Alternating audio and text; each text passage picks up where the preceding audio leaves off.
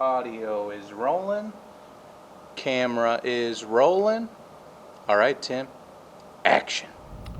Hello, my name is Tim Malone, and I'm a retired American history teacher. And I'm taping my lectures to put on my YouTube channel, Tim Malone History Lectures. Check it out. I think there's like 27 of them up there right now. Today, I'm going to talk about the Cold War. The Cold War, of course, as opposed to a hot war. World War II was a hot war. After World War II, the victorious Allies, the United States, England, and Russia, primarily, Soviet Union, the big winners in World War II, went after each other, opposed each other, vied for power and influence in what would come to be known as the Cold War. Now, it's a Cold War because with the advent of nuclear weapons at the very end of World War II, it became clear that major powers, if they both possessed nuclear weapons, and in 1949, the United States, of course, invented nuclear weapons. 1945, Hiroshima, Nagasaki. I have a lecture about Hiroshima, Nagasaki, and nuclear weapons. In 1949, the Soviet Union exploded a nuclear weapon. So both sides in the Cold War were armed with nuclear weapons.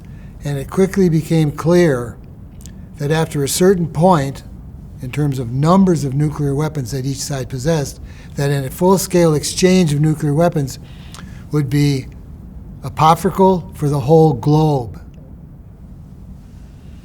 Mutual assured destruction. Mad.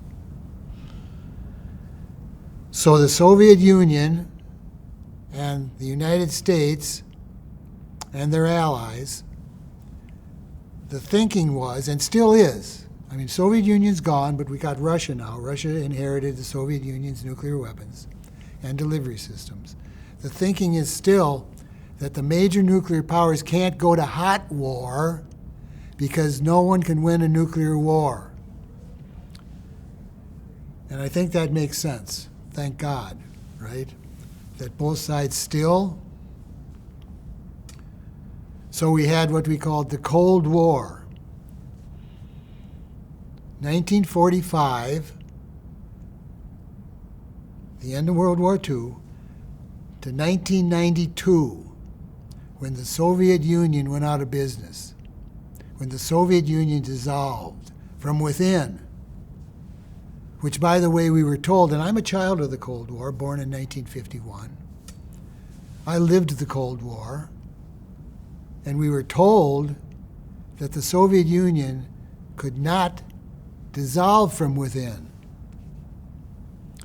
It was a totalitarian state. Now, I don't know if I've talked about totalitarianism in detail in my lectures up to this point, but Nazi Germany and the Soviet Union were deemed totalitarian states. And one of the features of totalitarian states, according to those who hated them, was that they could not be dissolved from within. Now, I remember as a young historian, when I came to history in a serious sense in my undergraduate days and started studying history in detail, I quickly came to the conclusion that that was nonsense, that there was no state, no country, no government that was immune to the forces of history. But that was the common accepted view of communism, capital C communism, which of course was embodied by the Soviet Union during the Cold War. Communism. The Cold War is often described as being ideological as much as it was geopolitical or military. Totalitarianism those regimes were not susceptible to internal dissent, to internal change. I remember, again, as an undergraduate, I was like, that's nonsense. There's no society, no government, no country that's immune from the forces of history. And it turned out I was right, because in 1992, the Soviet Union met and voted itself out of existence. That was not supposed to happen. But, excuse me, but it did, and the Cold War ended. 47 years of Cold War. My entire life up to 1992. This idea of totalitarianism wasn't the only thing that, in retrospect, the United States had wrong about the Cold War. The Cold War. Now, I've sort of decided that the way to approach the Cold War is to think of it as a recipe, as an equation, a mixture. What brought us the Cold War? Well, you mix together, one, the tradition of hostility and suspicion in the United States towards communism and socialism. Now, of course, capital C communism came to the Soviet Union in 1917 in the midst of World War I. The Tsarist regime and the Romanov Tsars had ruled Russia for 500 years, 400 years, and World War I brought that regime down. And in the chaos, after the Tsar was shot, the communists, Lenin, came to power in what was Russia.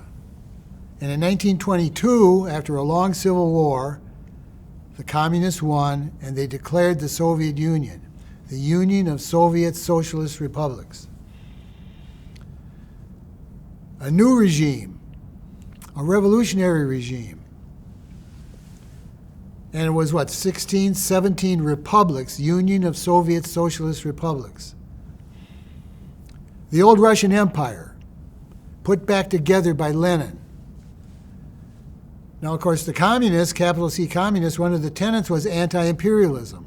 And yet, Lenin and his communists inherited an empire. Contradictions right at the beginning of the Soviet Union. Perhaps I'll come back to that later on. But at any rate, between the wars, between World War I and World War II, the West, France, England, United States, ignored the Soviet Union. Soviet Union / Russia was not at the peace conference at Versailles in 1919. They were shunned, excluded. Here we have the largest territorial entity on the earth, one of the great powers for 500 years.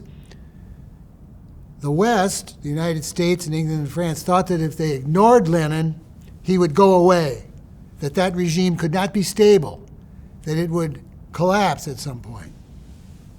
It didn't, well, until 1992. So one of the reasons the peace didn't work after World War I was because of the exclusion of Russia / the Soviet Union, in my opinion.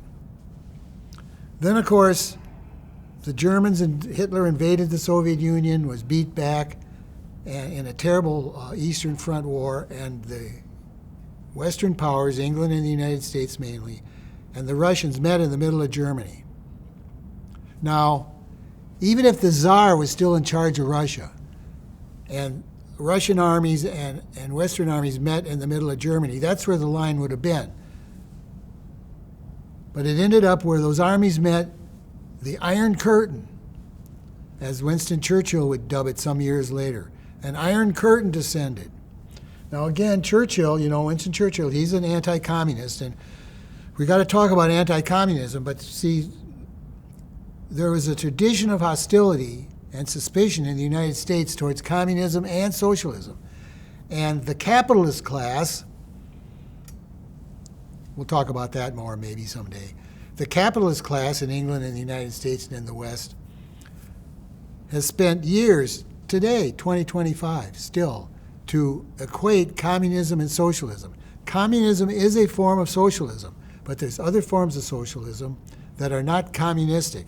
But the capitalists want you to think they're the same. And the suspicion of a capitalist class in the United States of socialists, labor unions, leftists, goes way back. It goes back, well, to the advent of the Industrial Revolution, late 1700s, early 1800s. And there was trouble between socialists and the capitalists in the late 1800s in the United States. Riots, federal troops shooting down strikers, that kind of thing. An anarchist movement. An anarchist shot President McKinley. So it goes way back. And the campaign by the capitalist class to demonize workers goes way back. So there's a long tradition, I think long, of hostility in the United States towards anyone who could be labeled a communist, a socialist, an anarchist. Now, we talked about the Great Depression, and we talked about the New Deal, and we talked about Social Security, and then with Lyndon Johnson, Medicare and Medicaid and welfare, and how that's all socialist. That's all socialist stuff, and how Milwaukee, Wisconsin was ruled by socialists for many years. So the campaign by the capitalist class, and I'm going to continue to use that term. I know it's loaded for some people. The campaign by the capitalist class to demonize socialism didn't really work and still hasn't, because in any government, the armed forces in any government are socialistic. So that's the first ingredient of the Cold War, the long-standing tradition of this suspicion and hostility towards anyone who could be labeled a communist or a socialist. Number two, ingredients that brings us this 47-year Cold War. The communist victory in World War II. Now, I talked about that in the World War II lecture. Who won World War II? Well, in the United States, it's us, right? And boy, we played a big role. Again, we sent 5 million troops to Europe and 3 million to the Pacific Theater in the greatest feat of logistics in the history of the world. Whoa, it boggles the mind that what the United States did in World War II. But really, when you look at it objectively and you get over this suspicion of things communism won World War II. As much as the capitalist countries, England and the United States, the communists, the Soviet Union, of course, in that brutal Eastern Front campaign from 1941 to 1945. And let's remember, it's communist troops, it's Soviet troops that take Berlin at the end of World War II, snuff out the Third Reich. Soviet Union, the communists, World War II, the communists and the capitalists teamed up against the fascists. But it's not surprising that right after the war is over and Germany's defeated, that the communists and the capitalists go at each other in this thing called the Cold War. Now, guys like George Patton, the U.S. general, and others wanted the United States to just keep going at the end of the war, to declare war on the Soviet Union, our erstwhile allies, immediately.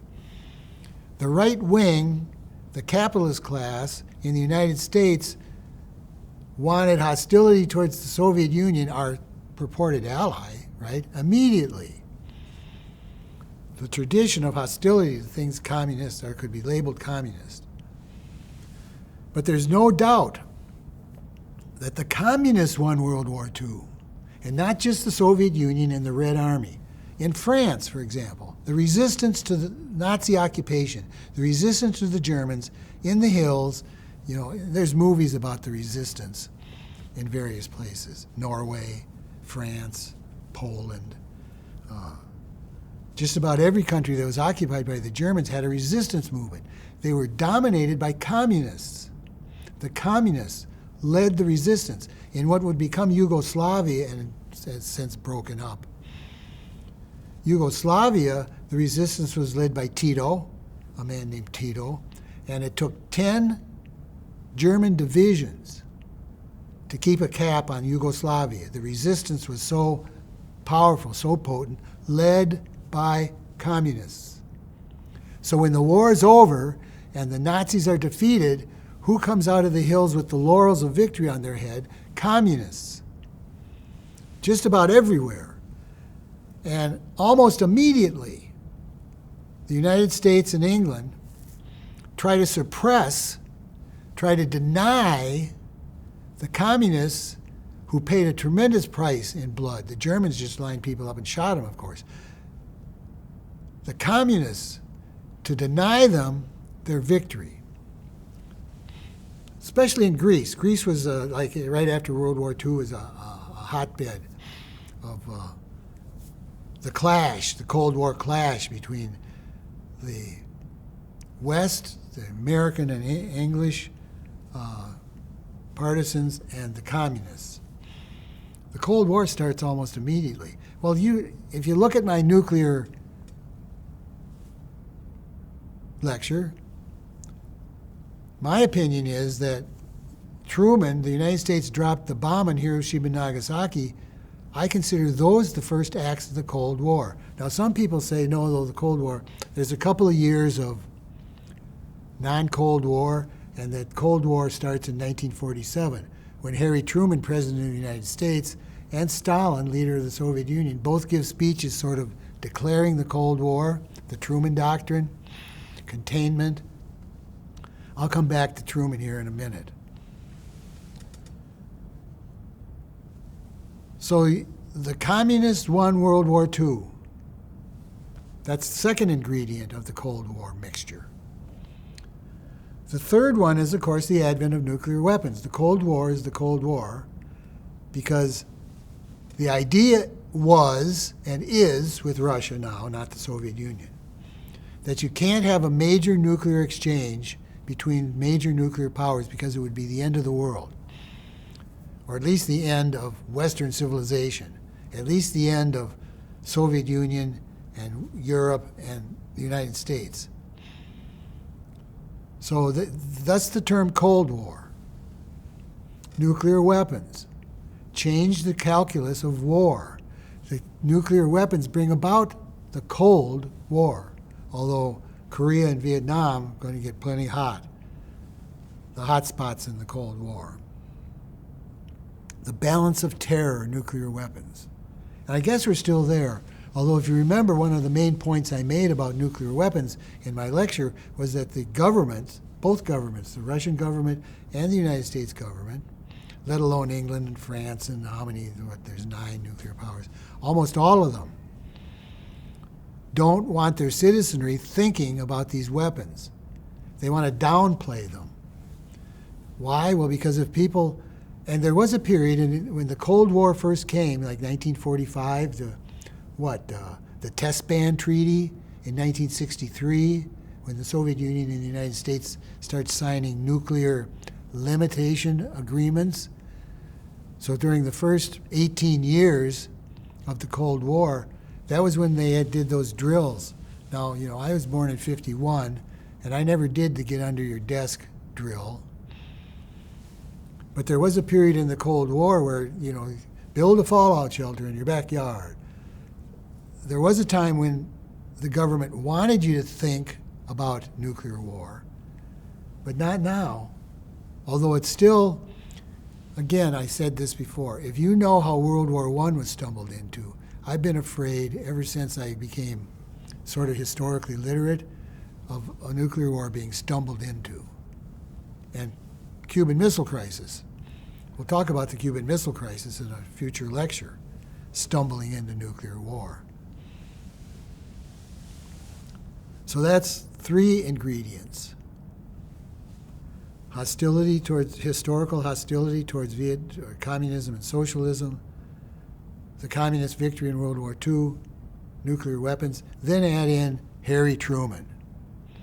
Harry Truman, President of the United States. He became president in 1945 when Franklin Delano Roosevelt died in office. Now, we talked about Roosevelt, Franklin Delano Roosevelt. he ran 4 times.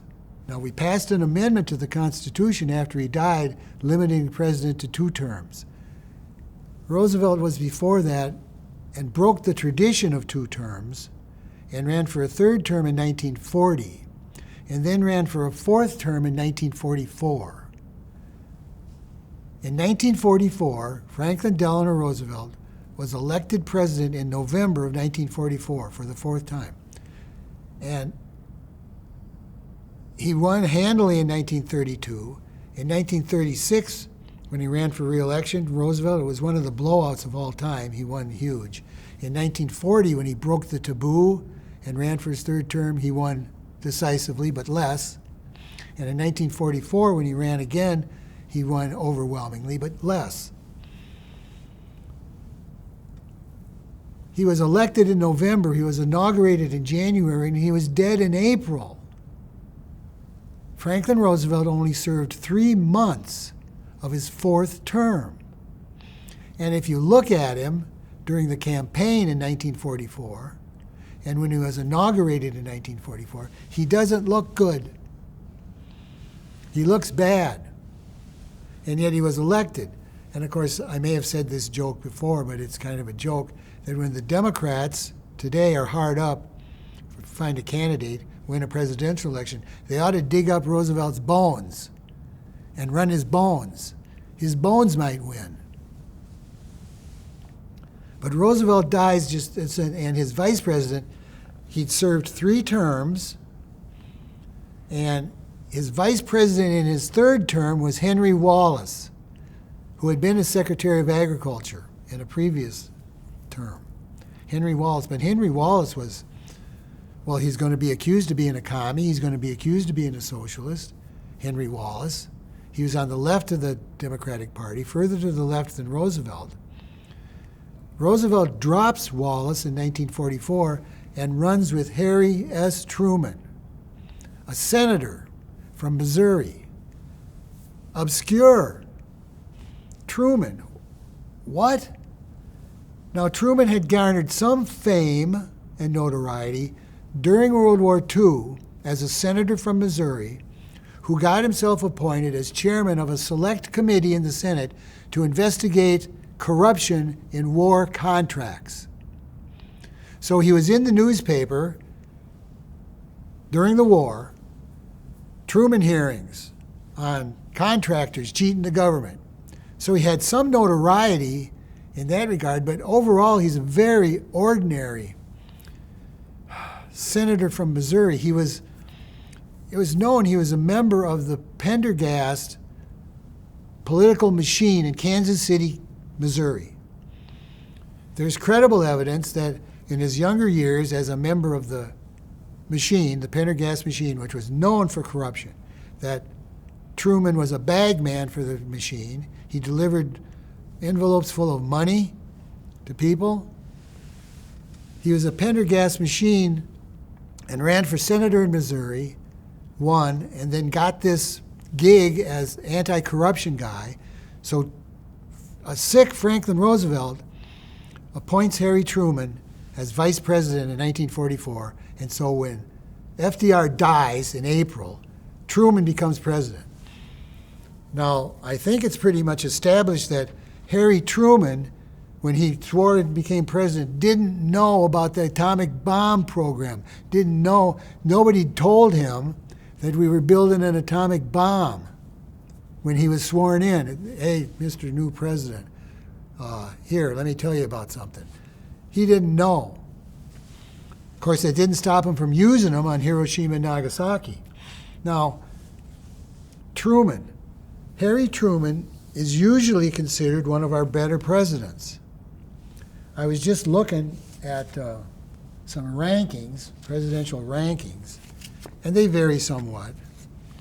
Usually it goes Lincoln, Washington, Franklin Roosevelt, Teddy Roosevelt, and then some have Truman fifth, the 5th best president we ever had. This listing I just got here, he had him 7th. They had FDR first above Washington, above Lincoln, FDR. It's usually the big 3. Lincoln, Washington, FDR. Everybody has those as the top three ranked presidents, best presidents. Then Teddy Roosevelt is usually number 4, and then some people have Truman as number 5, the 5th best president we had. And yet, now Truman serves till 1952. He runs for re-election and is re-elected in 1952. Check that. He becomes president in 45. He's re-elected in 1948. And then he could have run again, despite the 22nd Amendment, in 1952, but he couldn't run again because he was so unpopular. Now, public opinion polling for presidents was in its infancy in 1952. But the polls at the time had Truman in 1952, the 4th year of his second term. Well, he served all but 3 months of Roosevelt's 4th term. Then he had 4 years of his own. And then he could have run again, but he didn't because he was polling at 20% approval rating. Why? Because he's gotten us stuck in Korea. Now, I'm going to lecture about the Korean War, probably next, because the Korean War is one of the ingredients of the Cold War.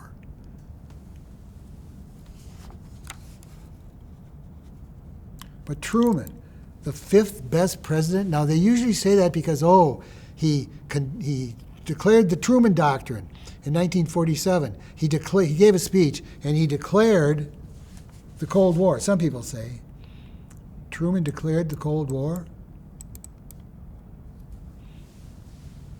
I think it started with Hiroshima. That's Truman, too. Truman. Now, my mom loved Harry Truman because he was an ordinary man. He was a farm boy outside of Kansas City, and then he rose through the ranks of the Pendergast machine and became a senator. And then, for some reason, Franklin Roosevelt chose him as vice president in 1944, and he becomes president. And I don't want to sound like an elitist, but he's not a sophisticated man, Harry Truman. He's to rural Missouri. FDR went to Harvard. FDR was of the East Coast ruling class. The Roosevelts were multimillionaires. FDR, sophisticated, nuanced in his thinking about communism and socialism. Harry Truman was a knee-jerk anti-communist, was a Midwestern knee-jerk anti-communist. Roosevelt was more sophisticated in his views about what could be done about and with and to the Soviet Union. With Truman, it was just evil. Communism's evil. You can't deal with them. You can't trust them. The Iron Curtain. Truman's in favor of the Iron Curtain. Sends troops back into Europe. NATO. Now, he's given credit. He's 5th best because people say, NATO, containment of the Soviet Union. Yeah. It's one of the great what-ifs in American history, all right? One of the great what-ifs. What if Franklin Delano Roosevelt hadn't died in April of 1945 and Truman hadn't become president? Would Roosevelt have created the Cold War? Or was their movement possible? Now, we ultimately ended up negotiating with the Soviet Union on various fronts. But Truman declares the Cold War. Truman doesn't think that there's a possibility of rapprochement with the Soviet Union after World War II. Again, I use the term unsophisticated. I don't know if I'm conveying the right idea, but, and again, Truman will send American troops into Korea, the first presidential war. He doesn't ask Congress. The North Koreans moved south in 1950, July of 1950, and Truman sends American troops from Japan on his say-so. and we're in a hot war with communists in Korea. And again, I'm going to talk about the Korean War next, in the next lecture. The Truman Doctrine, that speech in 1947 where Harry Truman says the United States would resist communism anywhere, always. Anywhere, always. I just don't think that's wise for the leader of the most powerful country in the world to be saying anywhere, always. But that's the Truman Doctrine. And boy, is that going to play out in Korea and then in Vietnam and well, a host of other places around the world will be involved in anti-communism, which again is not all that straightforward. It was to Truman and his ilk. Straightforward, communists. These guys are communists. To be resisted anywhere, always. The Truman Doctrine. The fifth ingredient of the Cold War is McCarthyism. Again, I'm going to give a lecture on McCarthyism. I think it's going to go after this lecture. The next one will be the Korean War, and then the next one will be McCarthyism. But you see, it's kind of arbitrary, but that's what historians do. You know, they compartmentalize, they draw lines across the timeline, they name eras, epochs. It's one of the things that historians do that makes the past intelligible, but it's also an oversimplification. So Korean War and then McCarthyism. Truman starts McCarthyism. Truman starts the loyalty program for federal employees. Truman's the first McCarthyite. See, I don't like Harry Truman. He certainly isn't the fifth most important, or the fifth best president in my book. But that's funny. It's funny how that works because he's important, he's pivotal with the Truman Doctrine and NATO, Korea. He's important, but for bad reasons, in my opinion. Well, it's like Lyndon Johnson. We'll talk about Lyndon Johnson. Lyndon Johnson is usually in the top 10, despite Vietnam, oops. Great Society, Civil Rights Act, Voting Rights Act, War on Poverty, Lyndon Johnson, Great Society, Vietnam War, except for that, Harry Truman, except for his loyalty program, his McCarthyism, his sending troops to to Korea without asking Congress. Except for that, he's number 5.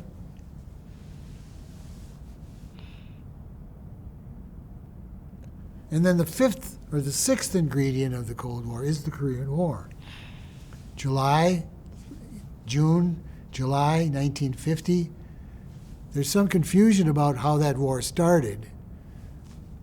According to the United States and according to Truman and most Americans up till now, the North Koreans, those dirty commies, they invaded the South. It's not clear how it started. A border clash, of which there had been other border clashes, and it got out of control. The Korean War. Once Truman commits American troops, commies are actually killing Americans in a hot war during the Cold War. And of course, when American boys are being killed, everything becomes more patriotic, more simplified. So those are the ingredients of the Cold War. It's like you mix them together. The tradition of hostility to communism and socialism, the communist victory in World War II, which we sort of written out of history here in America, nuclear weapons, Harry Truman, if you want to put a face on the Cold War, McCarthyism, well, there's another face, and the Korean War, and you mix them together, and you get a 47-year Cold War. And you get people like today or yesterday, some Republican, some acolyte of Donald Trump was calling Democrats communists. Today or yesterday. They're still doing it. communism as a epitaph. Communists. Now, North Korea, Cuba, China, sort of, capitalistic communism. Oh boy, the China, ideological problem with China. Do you call it communistic capitalism, or because communism was their first capitalistic communism? They're communists. The Communist Party still rules alone, stifles dissent, has political prisoners. Communism, capital C, and yet go to Walmart. Everything's made in China. See, the simplistic notion of communism bad has really distorted American culture, American rhetoric, American ideology ever since the end of World War II. Well, before that, but particularly since the end of World War II, when the Cold War, and here was the deal, the deal was that it was the twilight struggle, a lot of conservatives called it. It was never going to end because the communist regime, once a country went commie, it was like the lights went out. That was it. There was no way that regime was going to fall unless you invaded them and conquered them from the outside. Internal change was impossible in a communist country, according to American ideology, for 47 years. And then in 1992, the Central Committee of the Communist Party in the Soviet Union met and voted itself out of existence. They voted themselves out of existence. And I was like, I've been telling you for 30 years. There's no such thing as totalitarianism in the sense that no government, no society, no culture, no state is immune from the forces of history. But that's what we were told for years. The twilight struggle, going to be with us forever. So I hope that helps. Again, you can tell I struggle with a lot of this because I think everybody struggles with it. And it's old, right? Now it's been 80 years, 2025, 80 years since the end of World War II. And we still have resonances of this Cold War. We still have resonances in our political rhetoric of this Cold War. It went on for a long time, and it shaped the thinking, the culture, the movies, the entertainment for, well, still.